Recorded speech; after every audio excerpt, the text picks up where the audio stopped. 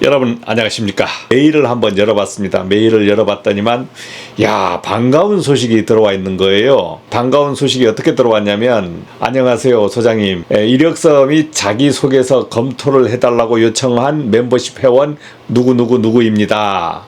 홈플러스가 11월 30일 폐점 확정되어 이력서를 여러 군데 넣어 마침 서울에 있는 대단지 아파트 전기 책임자로 입사하게 되었습니다. 전기기사를 갖고 있어 2년간 근무하면서 무제한이 풀리면 전기 안전관리자가 되어 전기과장으로 승진할 예정입니다. 근무할 아파트는 전기 부분만 업무할 예정입니다. 영선이나 기계 부분은 별도 관리하는 파트가 따로 있습니다.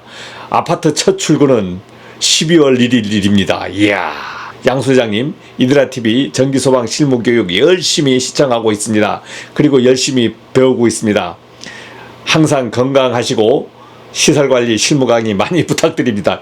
이런 메일이 딱 온 거예요. 기분이 좋죠. 누가 입사했대.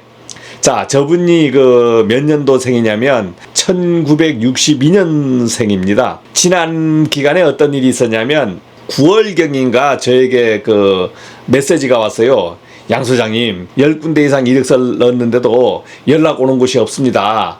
왜 이런지 한번 검토를 요청한다고 문의가 온 거예요. 이제 어떤 얘기를 했냐면, 지금 본인이 당장 그만둘 게 아니잖아요. 이제 11월 30일까지 근무할 거기 때문에 퇴사가 안 되고 근무하는 도중에 계속 이력서 내면은 연락이 잘 안 올 겁니다. 그랬어요. 왜냐면 시설관리라는 곳은 사람이 필요할 때 구인을 하거든요. 그러니까 본인이 뜬구름없이 사전에 막 여기저기 찔러보는 이력서를 넣었지만은 본인이 퇴사 상태가 아니거나 오늘 내일 퇴사가 안 되면은 쓸 수 없는 사람은 연락을 안 할 것이다.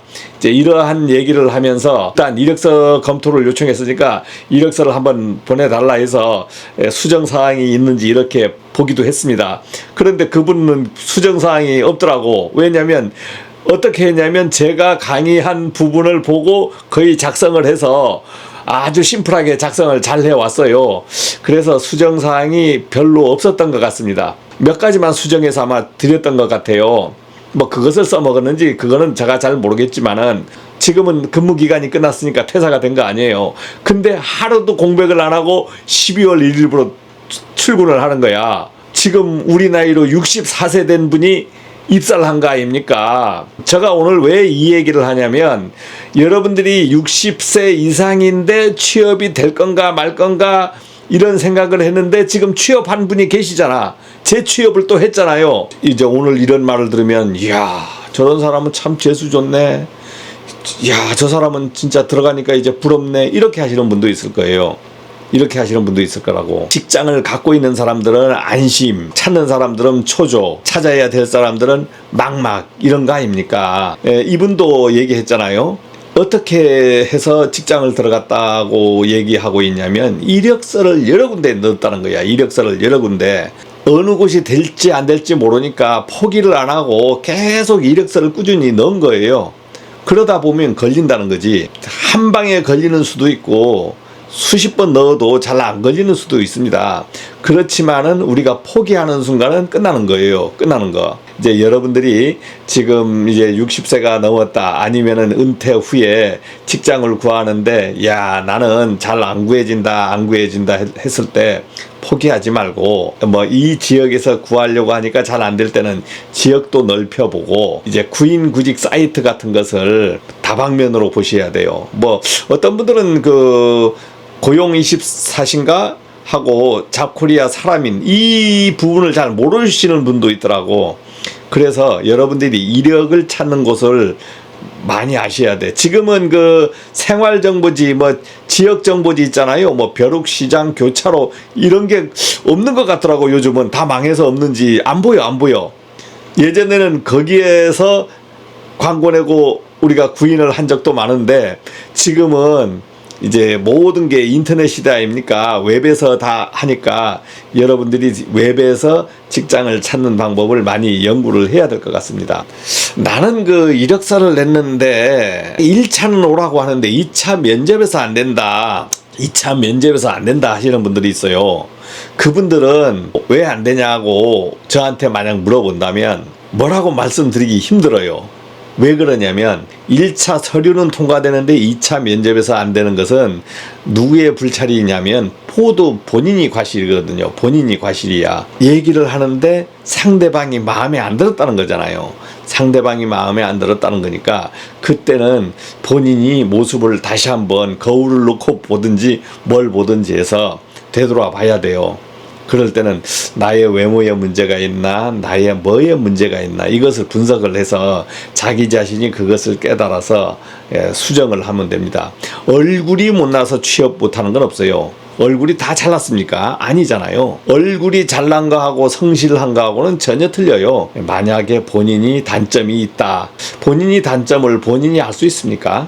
잘 모르잖아요. 주변에 물어봐서 야, 내 단점 있냐? 내 단점 있어? 내 단점이 뭐지? 이렇게 물어봐서 이제 이렇게 물어보면 그래 너 단점 많아. 아, 이 새끼야 이거 좀 고쳐봐. 저거 좀 고쳐봐. 뭐 이렇게 했을 때 그것을 안 이쁘게 생각하지 말고 그러한 노력도 필요한 것 같다.